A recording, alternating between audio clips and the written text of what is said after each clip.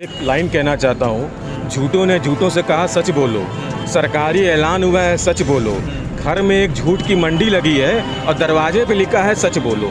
तो ये प्रदेश के अध्यक्ष जो हैं भारतीय जनता पार्टी के लिए, उनके लिए सूट करता है। पूरे कोरोना काल के अंदर देश की बदनामी कराया है मोदी जी, योगी जी ने। अस्पताल में लाइन लगी हुई है, शमशान में लाइन लगी हुई है, ऑक्सीजन के लिए लोग लाइन लगा रहे हैं। आखिर कैसा मैनेजमेंट था जो खाली बेचने में विश्वास रखता है? आप रेल बेच दीजिए, आप भेल बेच दीजिए, आप सेल बेच दीजिए, आप पानी बेच दीजिए, आप सड़क बेच दीजिए, सब कुछ बेच दीजिए। तो ये नया इंडिया है? इन्हीं दलित पिछड़े लोगों ने आपको चुन के भेजा है, आज उनको आप लाठी देते हैं। तो ऊपर वाले के लाठी में आवाज़ नहीं होती है। योगी जी, मोदी जी, इसको ध्यान रखिएगा। चेहरा दिखाने के लिए 25,000 रुपये लिया गया और तमाम चीज़ें संज्ञान में थी, मोदी जी और योगी जी के संज्ञान में थी। तो मैं कहना चाहता हूं कि योगी जी, आपकी पुलिस आपसे संभल नहीं रही है। आपकी पुलिस अपराधियों में साठगांठ करती है। आपकी पुलिस तमाम तरह के हत्या, आप लोकतंत्र की हत्या करना चाहते हैं। आप चाहते नहीं कि कोई बोले आपके खिलाफ, आपकी कमियों को उजागर करे। के मामले में नंबर 1 है। कोई अगर सही बात बोले तो NSA लगा देने में नंबर 1 है। कोई अगर उपकार का काम करने के लिए आए उसे अंदर कर देने में नंबर 1 है। अराजकता फैलाने में नंबर 1 है और दूसरों पर आरोप लगाने में वाले हैं या जो गरीबी रेखा से नीचे हैं, उनको प्रशासन और सरकार ध्यान नहीं दे रही। नमस्कार, आदाब। मैं रज़ा अंसारी। बनारस में है और बनारस में इलेक्शन के कवरेज पे है। प्रधानमंत्री नरेंद्र मोदी का संसदीय क्षेत्र है और भारतीय जनता पार्टी का ये गढ़ माना जाता है। तो आइए कुछ लोगों से जानें, क्योंकि यहाँ के जो भाजपा अध्यक्ष है सत्येंद्र देव सिंह, उन्होंने ये कहा है कि उत्तर प्रदेश में महिलाएं रात को 12 बजे जा सकती है।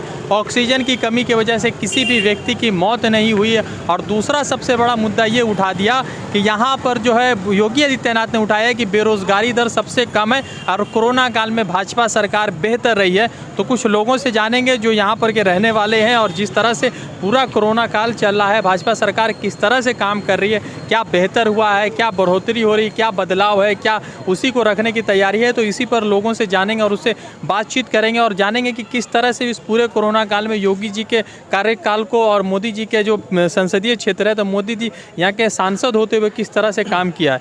क्या नाम हुआ सर आपका? मेरा नाम मनीष गुप्ता है, मैं बनारस का निवासी हूँ। मनीष जी, तो आपके जो भाजपा अध्यक्ष है सत्येंद्र देव सिंह, उन्होंने कह दिया कि रात के 12 बजे महिलाएं घूम सकती हैं, मगर वो जब ये बात कह रहे हैं तो फिर उन्नाव और हाथरस क्यों भूल जा रहे हैं? देखिए, उनके लिए बस एक लाइन कहना चाहता हूँ, झूठों ने झूठों से कहा सच बोलो। सरकारी ऐलान हुआ है सच बोलो। घर में एक झूठ की मंडी लगी है और दरवाजे पे लिखा है सच बोलो। तो ये प्रदेश के अध्यक्ष जो हैं भारतीय जनता पार्टी के लिए, उनके लिए सूट करता है। ठीक है, आप कहते हैं कि 12 बजे ही महिलाएं निकल सकती हैं। आपने खुद कहा हाथरस कांड कैसे भूल सकते हैं? एक दलित लड़की के संग इस तरह का हादसा होता है और आधी रात को उस लड़की का दाह संस्कार कर दिया जाता है। उस परिवार के खिलाफ जाके पेट्रोल डाल के उसकी लाश को जला दी जाती है। दलितों की बात करने वाली ये सरकार, पिछड़ों की बात करने वाली सरकार, ये जवाब दे। हाथरस कांड में आखिर क्या हुआ? आप कहते हैं कि सुरक्षा बहुत अच्छी है पूरे उत्तर प्रदेश के अंदर। आप देखिए, अभी कुछ दिनों पहले की बात है, आगरा लखनऊ हाईवे के ऊपर दिन दहाड़े दोपहर में 2 बजे एक महिला के संग बलात्कार होता है उसके पति के सामने। और ये सत्येंद्र देव सिंह जी कहते हैं कि उत्तर प्रदेश में सब कुछ चंगा है। ये तो वही बात होगी, मोदी जी विदेश गए थे और कहें कि भारत में सब चंगा सी, मतलब यहाँ सब कुछ बढ़िया है, सबको रोजगार मिल रहा है, सबका व्यापार चल रहा है, सारे लोग अच्छे खासे रह रहे हैं, किसी को कोई परेशानी नहीं है। तो इनके लिए कुछ भी मायने नहीं रखता, ये कुछ भी कह सकते हैं। जो आपको अभी मैंने 4 लाइन सुनाई है, वो इनके ऊपर, मोदी जी योगी जी की, वो पूरी तरह से साबित होती है। अच्छा, एक बात बताइए कि भाजपा तो लगातार कह रही है कि कोरोना काल में मोदी जी बहुत बढ़िया काम किए हैं और योगी जी भी कह रहे हैं, और लगातार ये भी कहा जा रहा है कि गंगा जी में जो बहती लाशें थी उस पर इनका ये रद्द अमल है या उनका ये विचार है कि कथा कथित मीडिया हाउसेस ने उसको चलाया है, वो प्रोपेगेंडा वाली तस्वीर थी, उसका सच से कोई लेना देना नहीं। देखिए, बड़ी शर्मिंदगी की बात है, पूरे कोरोना काल के अंदर देश की बदनामी कराया है मोदी जी, योगी जी ने। और आपको बता दूं, तमाम मीडिया जो है लाशों के ऊपर कवर कर रहे थे और मीडिया उसको दिखा रहा था।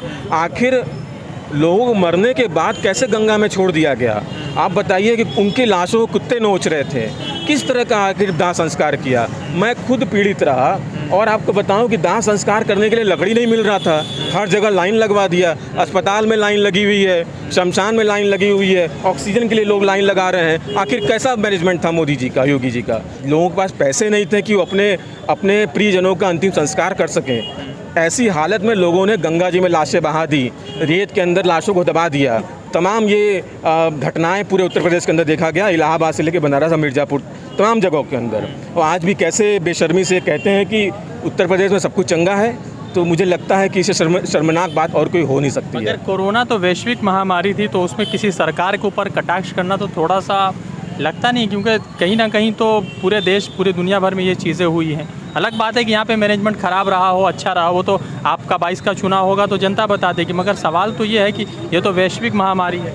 देखिए, वैश्विक महामारी हम सारे लोग समझ रहे हैं इस चीज़ को, और वैश्विक महामारी में सबको पता था, लेकिन उस वैश्विक महामारी के नाम पे जो घोटाले हुए सरकार के अंदर, थर्मामीटर घोटाला हुआ, ऑक्सीमीटर घोटाला हुआ, थर्ड वेव आई उसके नाम पे घोटाला हुआ, आज पीएम केयर फंड से वेंटिलेटर, फॉल्टी वेंटिलेटर के नाम पे घोटाला हुआ, ये तमाम घोटाले हो रहे हैं। तो इसका जवाब कौन देगा?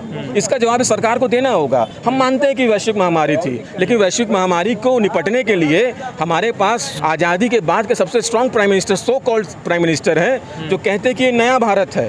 पुराने भारत में तो कुछ नहीं था, नया भारत है। जो नया भारत है वो खाली डिजिटल इंडिया है, जो खाली बेचने में विश्वास रखता है। आप रेल बेच दीजिए, आप भेल बेच दीजिए, आप सेल बेच दीजिए, आप पानी बेच दीजिए, आप सड़क बेच दीजिए, सब कुछ बेच दीजिए, तो ये नया इंडिया है। यहाँ कुछ भी कह सकते हैं आप कुछ भी कह सकते हैं। तो ये योगी जी ने कल कहा कि पूरा उत्तर प्रदेश में बेरोजगारी की दर सबसे कम है और कहीं ना कहीं उत्तर प्रदेश रोजगार देने में बेहतर राज्य है।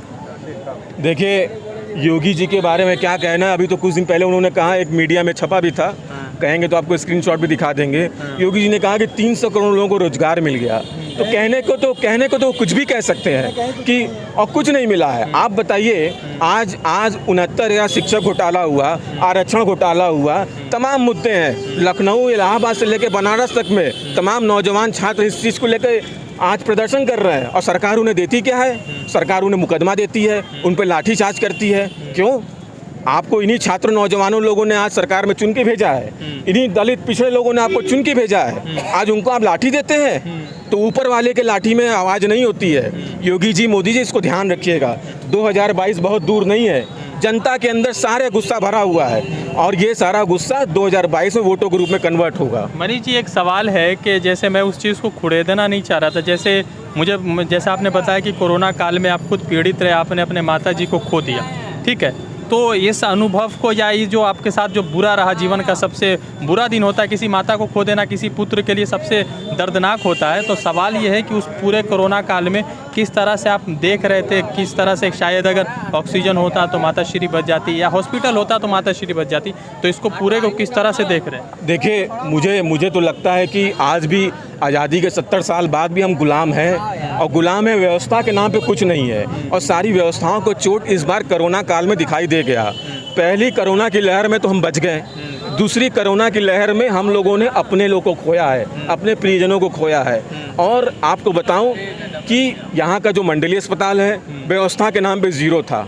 वहाँ कोई इलाज नहीं, कोई डॉक्टर देखने वाला नहीं, देखते भी थे तो दूर से देखते थे, कोई पास से देखने वाला नहीं था। वहाँ के डॉक्टर द्वारा कहा गया कि सारा सिस्टम कोलैप्स हो गया है, बनारस में कहीं बेड नहीं है, और कैसे कैसे करके BHU भेजा गया, वहाँ बेड नहीं था।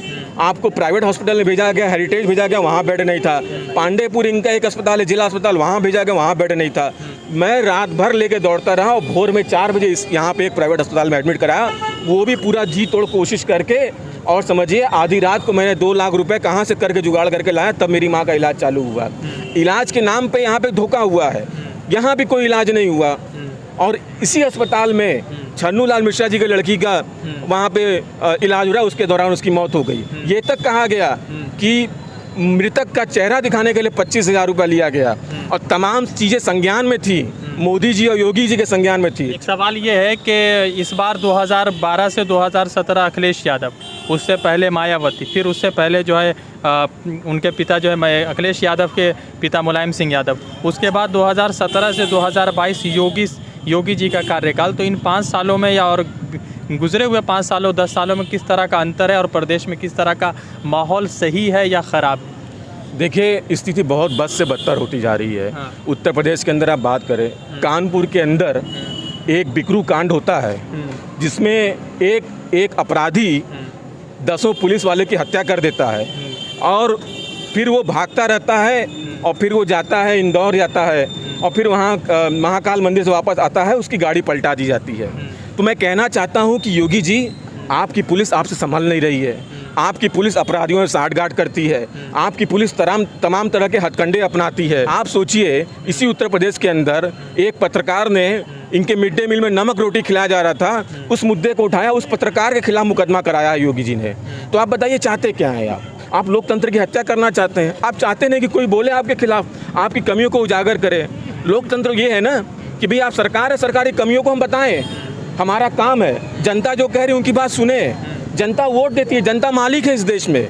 और ऐसा लगता है कि सरकार बनने के बाद वो जनता मालिक नहीं होती है, जो चुन के आता है वो मालिक बन जाता है। तो इस मुगालते में न मोदी जी रहे न योगी जी रहे। देश की मालिक, देश की जनता, 135 करोड़ जनता है। जनता जिसको चुनेगी वो जाएगा, जनता जिसको लात मारेगी वो बाहर चला जाएगा। एक आखिरी सवाल, योगी जी कह रहे हैं कि जिस परिस्थितियों में मैंने प्रदेश की बागडोर संभाली थी, ठीक है, उस वक्त देश में अराजकता का माहौल है, मगर पुलिस कार्यशैली अच्छी रही है, इसलिए जुर्म और जो क्राइम का रेट है या परसेंटेज है वो बहुत नीचे आ चुका है और देश में प्रदेश में किसी तरह का कोई डर और भय नहीं। आप देखिए, पूरे उत्तर प्रदेश से लेकर दिल्ली तक तमाम इनके होर्डिंग लगे हैं। योगी जी के नंबर 1 होर्डिंग लगा है कि उत्तर प्रदेश नंबर 1 है। आप मुझे बताइए, दलितों के खिलाफ अपराध होने में उत्तर प्रदेश नंबर 1 है। महिलाओं के खिलाफ अपराध होने में उत्तर प्रदेश नंबर 1 है। पढ़ाई के मामले में सबसे पिछड़ा, इलाज के मामले में सबसे पिछड़ा, युवाओं को रोजगार के मामले में सबसे पिछड़ा। मुझे नहीं लगता कि कौन से बात के नंबर 1 कह रहे हैं। सारे उनके आंकड़े सारे झूठे हैं और कोई ज़मीन से कोई मतलब नहीं होगा, आंकड़ों का कोई मतलब नहीं। मामले में नंबर 1 बोल रहे हैं, ये अपराध के मामले में नंबर 1 है। कोई अगर सही बात बोले तो एनएसए लगा देने में नंबर 1 है। कोई अगर उपकार का काम करने के लिए आए उसे अंदर कर देने में नंबर 1 है। अराजकता फैलाने में नंबर 1 है और दूसरों पर आरोप लगाने में नंबर 1 है। इसके अलावा इस 5 वर्ष के कार्य में, 4.5 वर्ष के कार्य में हमने और कुछ नहीं देखा। हमने यही देखा कि बस अपना बड़बोलापन करने में नंबर 1 है, ज़रूरत से ज़्यादा बोलने में नंबर 1 है। इसके अलावा और कुछ नहीं है। पिता के बारे में तीन तरह की तनख्वाह है। 18,000 अलग है, 8,000 अलग है, काम एक ही कर रहे हैं। सर जी बताइए, मोदी जी ऐसे कर रहे हैं। क्या नाम हुआ आपका? छोटू तो पुकारू नाम होगा ना, कोई असल नाम? शेषनाथ। अच्छा, शेषनाथ जी, ये बताइए कि मोदी जी आपके सांसद है, उसी संसदीय क्षेत्र में आते, देश के प्रधानमंत्री है, तो सवाल यह है कि कहा जा रहा है कि बनारस स्मार्ट सिटी हो चुका है, तो क्या बनारस स्मार्ट सिटी हो गया? पानी जमते हैं कि नहीं जमते? स्मार्ट सिटी ठीक है, लेकिन हम लोग काम एक ही कर रहे हैं सर जी। अब लोग को 18,000 मिल रहा है, हम लोग को 10,000 मिल रहा है, क्यों हो रहा है? काम हम एक ही कर रहे हैं सर जी। अच्छा, 5 साल पहले, आप कितने साल पहले से नौकरी कर रहे हैं? हमको 10 साल हो गया। 10 साल तो अखिलेश यादव का कार्यकाल था, दोनों में क्या फ़र्क है, योगी जी और अखिलेश जी? अखिलेश जी के राज में सर जी बड़ा था और ये मोदी राज के जब आए, ये यहाँ से 3 तरह के तनख्वाह हो गया है। कम हुआ सर जी, एक के कर रहे हैं। तो आप लोग जब प्रदर्शन किए तो उसका कुछ मूल्य? सर जी 431 आदमी मेरे रो रहे हैं, 431 आदमी मेरे रो रहे हैं और सब लोग ठीक है। अच्छा, तो ये कैसे होगा? हम लोग को 431 आदमी तनख्वाह नहीं बढ़ेगा सर जी। जी राजेश कुमार जी, क्या सरकार में किस तरह के 5 साल में बदलाव हुए, क्या उपलब्धि रही योगी जी? देखिए, मोदी जी ने काम तो ठीक किया है, लेकिन उसके साथ साथ थोड़ा सा गरीब जनता के ऊपर कठिनाइयों का जो सामना है उसको आप दूर नहीं कर पा रहे हैं। सिर्फ यही है कि हमारा देश स्मार्ट सिटी बन रहा है तो ज़रूर, लेकिन उनको एकदम निचले लोगों को, जो नौकरी पेशे वाले हैं या जो गरीबी रेखा के नीचे हैं, उनको प्रशासन और सरकार ध्यान नहीं दे रही है। तो बदलाव होना चाहिए कि ठीक है योगी जी?